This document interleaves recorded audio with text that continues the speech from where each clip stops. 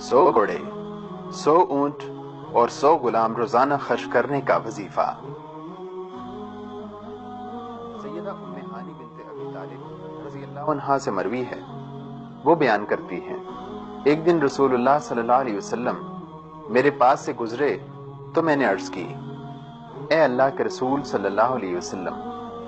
میں عمر رسیدہ اور کمزور ہو گئی ہوں، مجھے کوئی ایسا عمل بتائیے کہ جسے میں بیٹھے بیٹھے کر لیا کروں۔ آپ صلی اللہ علیہ وسلم نے فرمایا،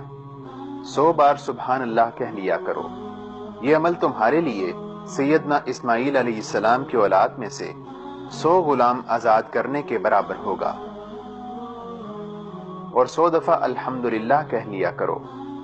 یہ عمل تمہارے لیے راہ خدا میں ساز و سامان سے لدے ہوئے 100 گھوڑے وقف کرنے کے برابر ہوگا، اور 100 بار اللہ اکبر کہہ لیا کرو، یہ عمل تیرے لیے ایسے 100 اونٹوں کے برابر ہوگا جن کے گلے میں نشانی ڈال کر حج کے موسم میں مکہ مکرمہ بھیج دیا جائے، اور وہ اللہ کی طرف سے قبول بھی کر لیے جائیں،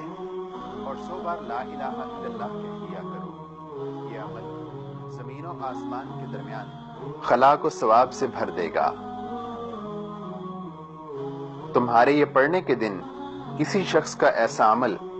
آسمان کی طرف نہیں اٹھے گا الا یہ کہ وہ بھی اسی طرح کا عمل کرے جیسے تو نے کیا ہے۔